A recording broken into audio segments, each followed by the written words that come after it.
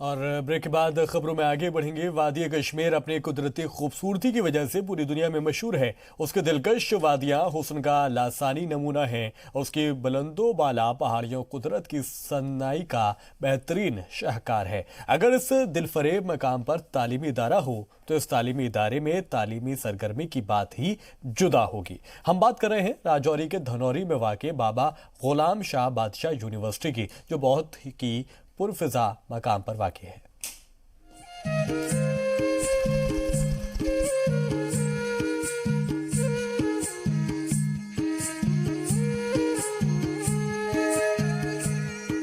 जम्मू और कश्मीर में तालीमी सरगर्मी का जारी रखना चैलेंजों से भरा हुआ है। वहाँ पर सरहदों और शहरियों की हिफाजत के पेश नजर अक्सर तालीमी सिलसिला तातुल का शिकार हो जाता है। लेकिन ऐसे में एक यूनिवर्सिटी है, बाबा गुलाम शाह बादशाह यूनिवर्सिटी, जो राजौरी के धनौरी में वाक़ है। यहाँ का माहौल तलबा के लिए बहुत अच्छा है। हसीन वादियाँ और पुरफिजा मकाम तलबा की तालीम के लिए बेहद खास हैं। कॉलेज में तालीम का माहौल और असातिज़ा के पढ़ाने का अंदाज बहुत ही उम्दा है। कॉलेज में तलबा को तालीम के साथ साथ प्रैक्टिकल का भी पूरा मौका मिलता है। इसके साथ ही कॉलेज के अंदर दोस्ताना और तालीमी माहौल है, जो बाहर की दुनिया से बिल्कुल मुनफरिद और निराला है। सर यहाँ पे कोई ऐसा वैसा पंगा नहीं है पॉलिटिक्स वगैरह का। सब अच्छी तरह से रहते हैं, फ्रेंडली माहौल में। सर ना कोई इतना कोई डर खतरा है हमको यहाँ पे पढ़ने का। सब कुछ अच्छा है यहाँ पे। हम बिल्कुल अच्छे माहौल में, उनसे बिल्कुल दोस्ती कायम की हुई है हमने। अच्छी तरीके से हम रहते, एक अच्छी कम्युनिटी हमने यहाँ पे पैदा की है। अच्छी तरीके से रहते और आगे भी ऐसे ही रहते रहेंगे। बहुत ज़्यादा फैसिलिटीज़ हमें मिल रही है। लैब्स में भी हमें हर एक किट, अलग अलग स्टूडेंट को अपना अपना किट मिलता है, जिसपे हम अलग अलग एक्सपेरिमेंट्स कर सकते हैं। पूरे खत्ते के जम्मू कश्मीर और हर जगह, इन पर्टिकुलर इस राजौरी और पुंछ रीजन के हर जगह के बच्चे यहाँ पर हैं और वो स्टूडेंट काफ़ी आगे बढ़ रहे हैं। कॉलेज का नज़ारा बहुत ही दिलफरेब है। बुलंदी से कॉलेज की जानिब देखने पर यह नज़ारा बहुत ही खुशकुन और दिल को छू लेने वाला है।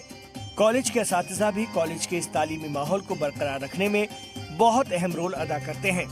कॉलेज के डीन एकेडमिक अफेयर्स का कहना है कि हमने कॉलेज में बेहतरीन तालीमी माहौल को कायम रखने के लिए एक सिस्टम बना रखा है, जिसका काम तालीमी माहौल के साथ नज़्म व नस्क को भी बरकरार रखना है और तलबा की हर मुमकिन मदद करना है। चांसलर साहब ने इस बात का बहुत ध्यान रखा कि टीचर्स और स्टूडेंट्स के बीच में बहुत क्लोज इंटरेक्शन हो।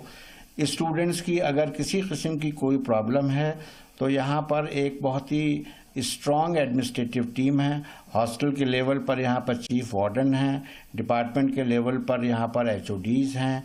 उन एचओडीज़ को कोऑर्डिनेट करने के लिए डीन ऑफ स्कूल्स हैं। उन तमाम डीन ऑफ स्कूल्स को कोऑर्डिनेट करने के लिए डीन ऑफ एकेडमिक अफेयर्स हैं और ओवरऑल कोऑर्डिनेशन के लिए यहाँ पर वाइस चांसलर साहब हैं। कॉलेज की बेहतरीन कारकर्दगी की मॉनिटरिंग वर्ल्ड बैंक भी करता है और वर्ल्ड बैंक इसके लिए एड भी देता है। वर्ल्ड बैंक ने अपनी मॉनिटरिंग में 20 यूनिवर्सिटियों का इंतखाब किया था, जिसमें से एक बाबा गुलाम शाह बादशाह यूनिवर्सिटी भी शामिल है और जिसके लिए वर्ल्ड बैंक ने इजाफी एड करोड़ों रुपए की शक्ल में दिया है। वर्ल्ड बैंक भी इसकी बहुत क्लोज मॉनिटरिंग करती है और उनके 7 पैरामीटर हैं, जिस पैरामीटर के बेस पर वो हर इंस्टीट्यूशन की रेटिंग देते हैं। और ये मुझे बताते हुए खुशी है कि 180 टिको फंडिंग इंस्टीट्यूशंस में उन्होंने 20 इंस्टीट्यूशन ऐसे चुने कि जो बहुत हाई परफॉर्मिंग इंस्टीट्यूशन थे और उन 20 इंस्टीट्यूशन में बाबा गुलाम शाह बादशाह university was one among those 20 institutions. University के तालीमी माहौल से बाबा गुलाम शाह बादशाह यूनिवर्सिटी के वाइस चांसलर भी खुश हैं।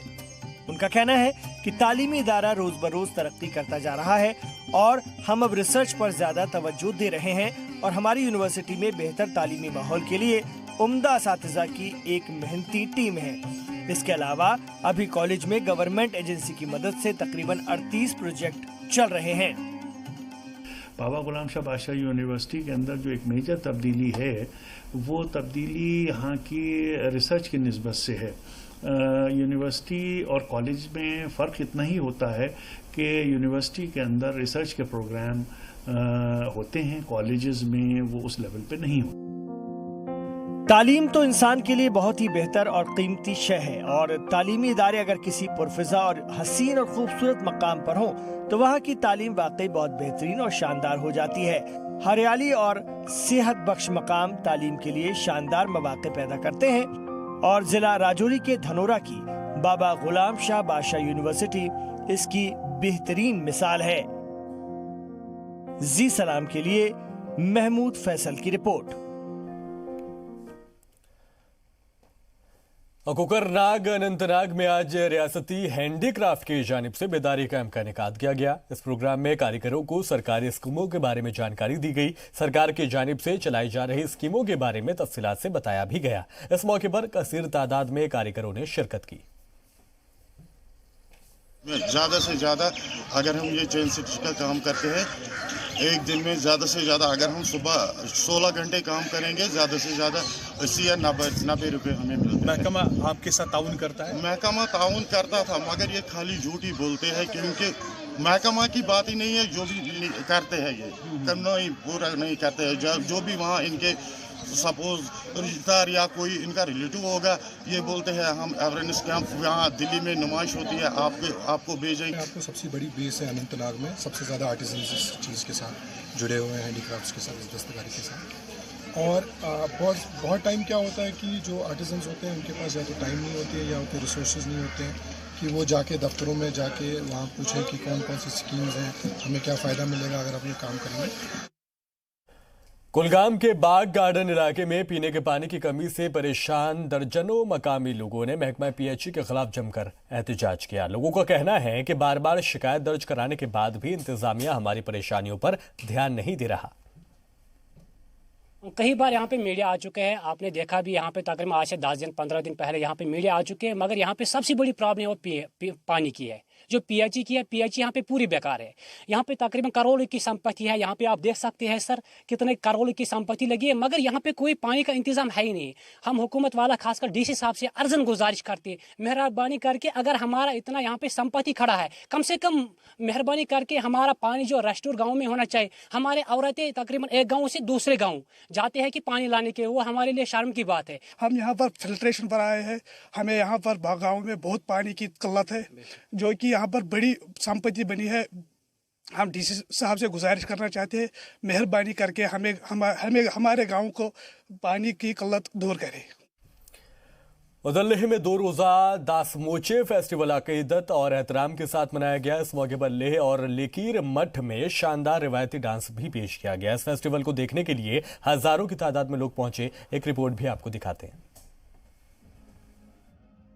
हिमालय के दर्रों के बीच वाक़ई लेह लद्दाख की सुंदर झीलें, आसमान को छूते पहाड़ और तारीखी मठ हर किसी की तवज्जो हासिल करने के लिए काफी है। लद्दाख में त्योहारों के दौरान अनोखे तिब्बती और लद्दाखी लोगों के रहन सहन और कल्चर को बखूबी देखा जा सकता है। लद्दाख के मुख्तलिफ इलाकों में साल भर में कई त्योहार मनाए जाते हैं।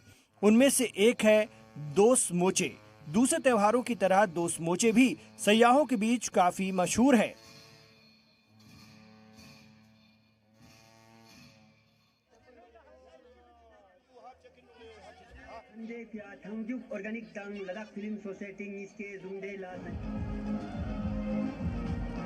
बौद्ध मजहब के लोगों के लिए दोस मोचे काफी अहमियत रखता है। ये उनके अहम फेस्टिवल्स में से एक है जो लेह में फरवरी के महीने में मनाया जाता है।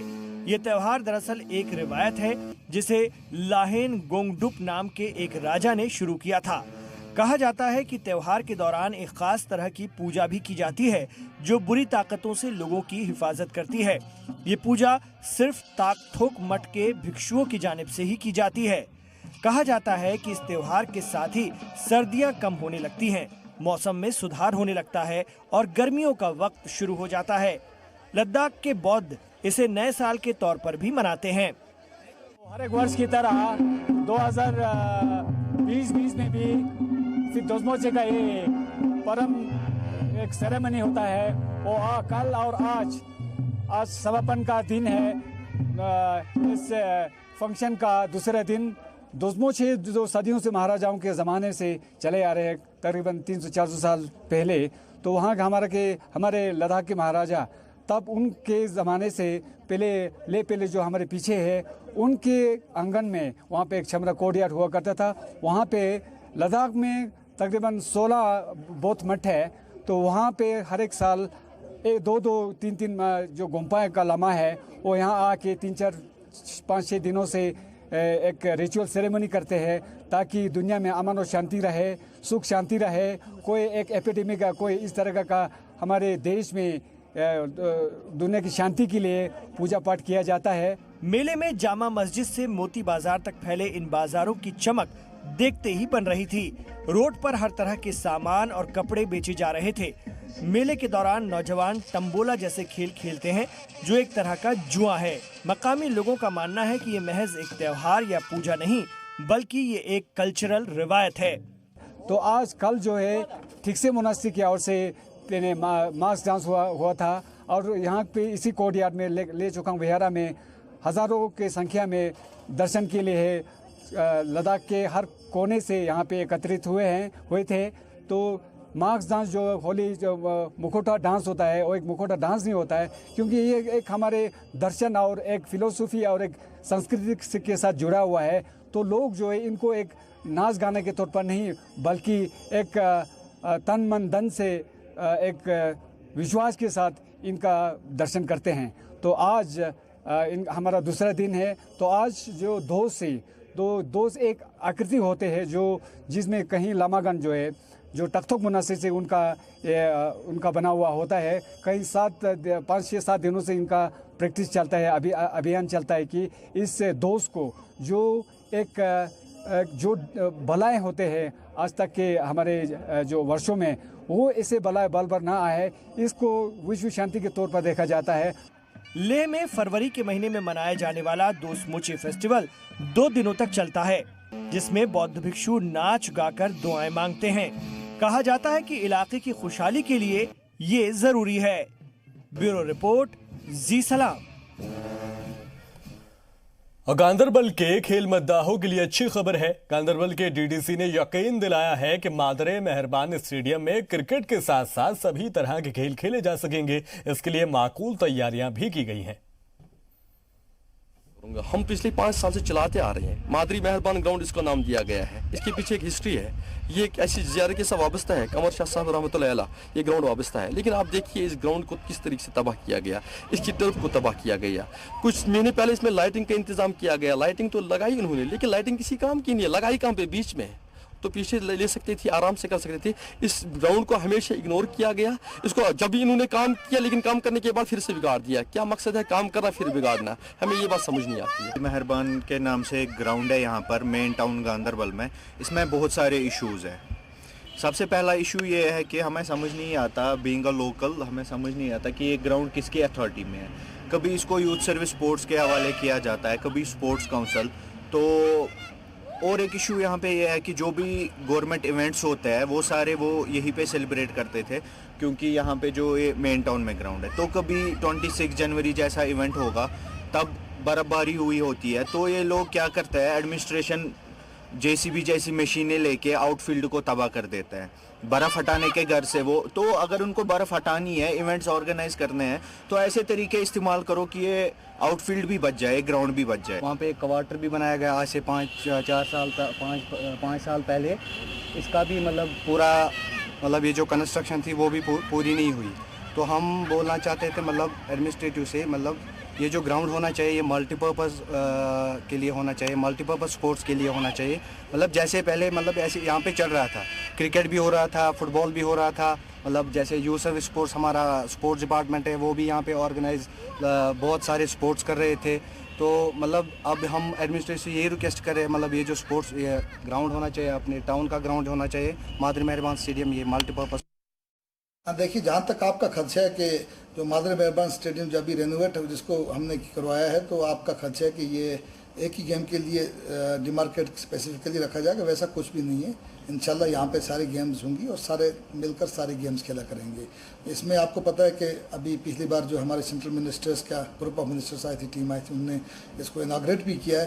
तो इसमें जो सिर्फ लाइटिंग का खर्चा वो 1 करोड़ के करीब हुआ है और लैंग्वेजिंग प्रोजेक्ट में है। इसमें कोई भी काम जो होगा जो भी एज पर DPR होगा वो टाइम बाउंड मैनर में इंशाल्लाह मार्च तक ही हम कंप्लीट कराने की कोशिश करेंगे और करवाएंगे। चलिए खबरों में आगे बढ़ेंगे। हिंदुस्तानी फौज अपनी इंसानी हमदर्दी हम आहंगी के लिए मशहूर है। वो मुल्क के सरहदों की हिफाजत भी करती है और वक्त पर लोगों की मदद भी करती है। पुंछ जिले में भी फौज ने यही कारनामा करके दिखाया है। फौज ने पुंछ के दूर दराज के सरहद पर आबाद गांव बसूनी में नौजवानों के लिए खेल के मैदान बनाने की शुरुआत की है। 49 राष्ट्रीय राइफल ने खेल का मैदान बनाया है, जिससे सब लोग खुश नजर आ रहे हैं और फौज का शुक्रिया अदा कर रहे हैं।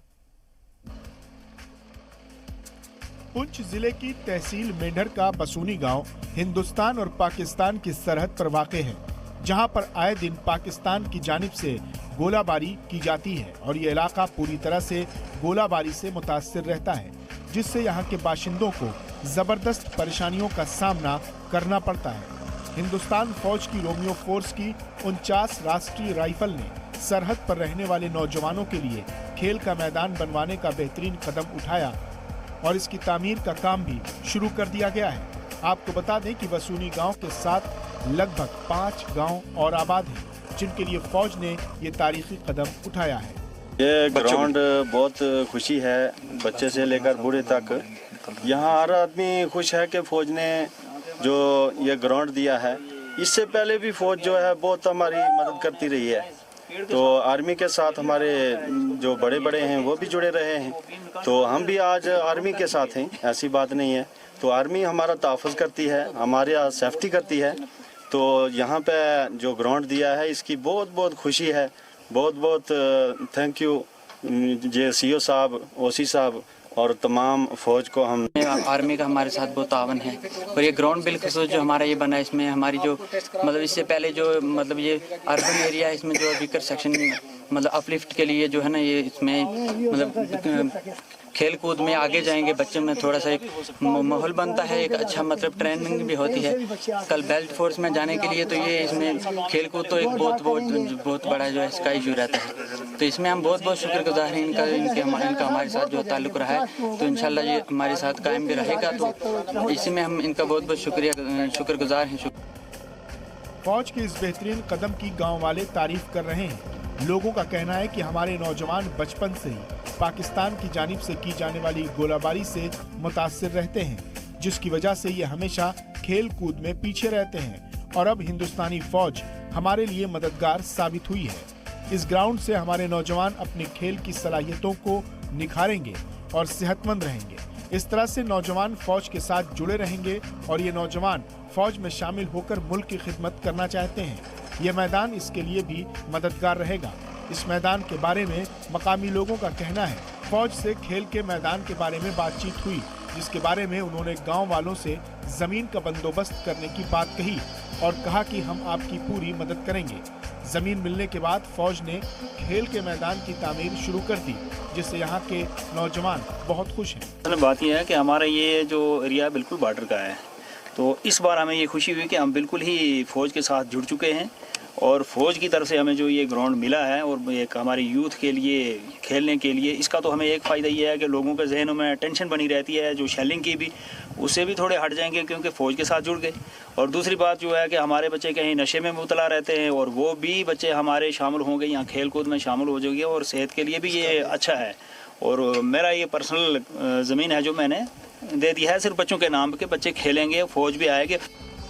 खेल के मैदान की तामीर से मकामी लोगों और नौजवानों में खुशी का माहौल है और सब लोग फौज का शुक्रिया अदा कर रहे हैं। हालांकि इस तरह के मौके फराहम करना जम्मू कश्मीर की इंतजामिया का काम है, लेकिन हिंदुस्तानी फौज ये काम कर रही है। LOC पर वाक़े गाँव के लोगों की मदद फौज हमेशा ही करती है, लेकिन इस बार फौज ने मदद की नई मिसाल कायम की है, जिससे मकामी लोग फौज के मजीद मद्दाह हो गए हैं। जी मीडिया के लिए पुंछ से राजू केरनी की रिपोर्ट। डोडा के DSP अमन की याद में किश्तवाड़ जिला पुलिस की जानिब से क्रिकेट टूर्नामेंट का इनेकाद कराया गया। इस टूर्नामेंट में 55 टीमें हिस्सा ले रही हैं। आपको ये भी बता दें कि DSP अमन पिछले साल कुलगाम में मुठभेड़ के दौरान शहीद हो गए थे। टूर्नामेंट के इफ्तिताही जलसे के दौरान शहीद को खराज अकीदत भी पेश किया गया। उसके बाद ये बेसिकली डोडा के हैं और डोडा में ये डिसाइड किया गया DI साहब की सदारत में कि इनके नाम पे टूर्नामेंट किया जाएगा एनुअली और जिसकी शुरुआत किश्तवाड़ डिस्ट्रिक्ट से की गई इस साल, और ये मोस्ट प्रोबेबली हर साल किया जाएगा डिफरेंट डिस्ट्रिक्ट से DKR।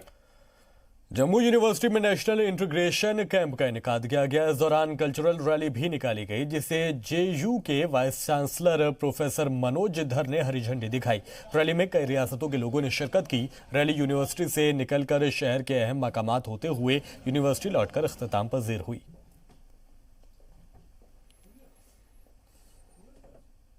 कि ये जो नेशनल इंटीग्रेशन कैंप हम ऑर्गेनाइज कर रहे हैं, NSS जम्मू यूनिवर्सिटी यूनिट और ministry of youth affairs and sports government of India, इनके कोलैबोरेशन से ये हो रहा है।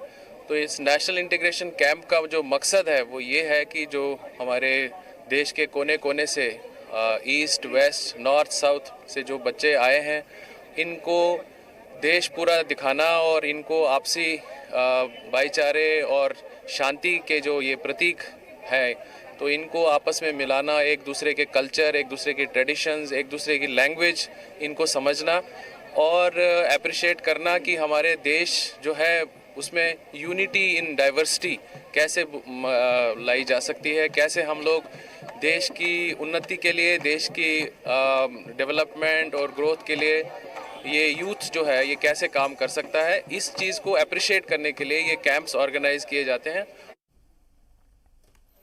जम्मू कश्मीर में पहली बार रणजी ट्रॉफी के क्रिकेट मैच करवाए गए। भले ही मैच में जम्मू कश्मीर के सेमीफाइनल में जाने का ख्वाब टूट गया, लेकिन यहाँ क्रिकेट के शायकीन के लिए खुशखबरी ये रही कि अब जम्मू में रणजी ट्रॉफी जैसे मैच खेले जा रहे हैं। उम्मीद है कि आगे भी इंटरनेशनल मैच खेले जाएंगे।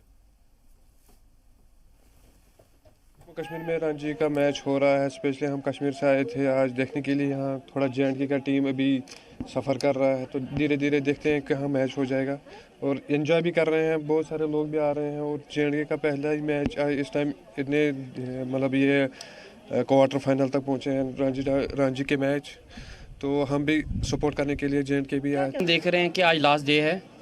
जम्मू कश्मीर उन्होंने अच्छा खेला, मगर कुछ गलतियों की वजह से वो आउट हो रही है, अच्छा नहीं खेल पा रही है। और इनको बड़े प्लेयरों से इनको सीखना चाहिए कि कैसे हमें बैटिंग करना चाहिए, कि हमें क्या अपना टेम्परामेंट कैसे मेंटेन करना चाहिए कि हम आगे सेमीफाइनल में पहुंच ऊपर जा रहा है। तो वैसे आज JNK की टीम अच्छा नहीं कर पा रही सेकंड इनिंग में। 331 का टारगेट है, लेकिन फिर भी 5 विकेट आउट हो गए 57। ऐसे इंटरनेशनल डोमेस्टिक या लेवल के मैचेस यहाँ पे हो रहे हैं।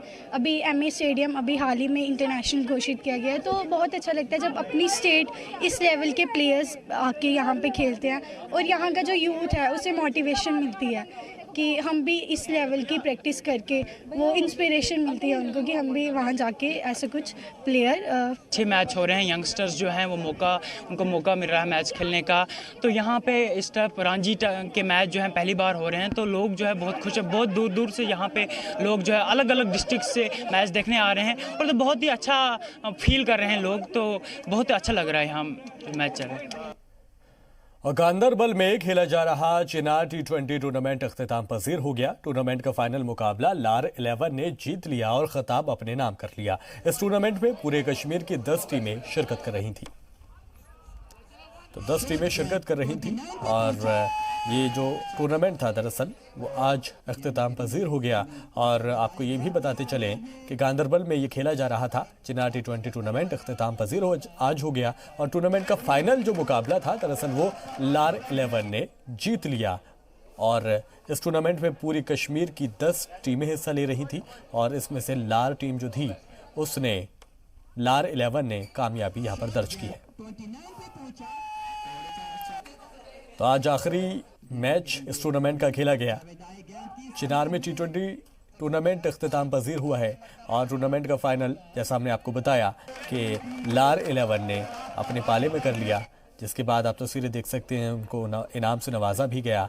इस टूर्नामेंट में पूरे कश्मीर की जो रीजनल टीम्स हैं वो 10 टीमें थी और 10 टीमों ने इसमें हिस्सा लिया था। सब ने अपना बेहतरीन मुजाहरा करने की कोशिश की, लेकिन जो जीत का खाता था या जीत जो हासिल की वो लार 11 ने हासिल की। इस वक्त की बड़ी खबर आपको बताएं, पुंछ में सीज़फायर के खिलाफ वर्जी हुई है। अमेरिकी सदर ट्रंप के हिंदुस्तान दौरे से पाकिस्तान बौखलाया हुआ है। पुंछ के कई इलाकों में बिना उकसावे के नापाक फायरिंग पाकिस्तान ने की है। ये कोई पहला मौका नहीं है जब पाकिस्तान ने अपनी नापाक शक्ल हिंदुस्तान को दिखाई हो, बल्कि ये आए दिन की बात है जब पाकिस्तान सीज़फायर के खिलाफ वर्जी करता है। लेकिन चूंकि अब अमेरिका के सदर डोनाल्ड ट्रंप हिंदुस्तान के दौरे पर हैं और ऐसे में उसकी खिसियाहट लाजमी है और वो खिसियाहट में ही यहाँ पर अब वो सीज़फायर के खिलाफ वर्जी कर रहा है। और आए दिन हम देखते हैं जब वो सीज़फायर के खिलाफ वर्जी करता है, हिंदुस्तानी फौज उसको मुंह तोड़ जवाब देती है और वो फिर मुंह की खाता है, लेकिन बावजूद वो अपनी इस नापाक हरकत से बाज नहीं आता।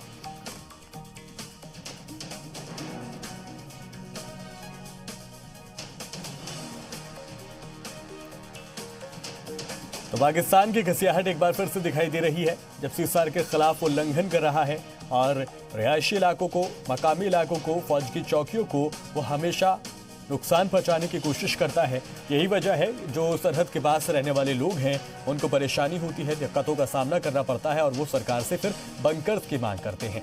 और सरकार की तरफ से, इंतजामिया की तरफ से इन लोगों का पूरा ख्याल रखा जा रहा है और धीरे धीरे बंकर्स का काम भी लगातार किया जा रहा है, ताकि चूंकि पाकिस्तान अपनी नापाक हरकतों से बाज नहीं आता, वो ज़रूर ये करता है कि वो दहशतगर्दी पर पाबंदी लगाना चाहता है, वो दहशतगर्दों को जेल भिजवाना चाहता है, लेकिन उसका असल चेहरा क्या है वो दिखाई दे रहा है जिस तरह से वो अब फिर से उकसावे वाली फायरिंग कर रहा है।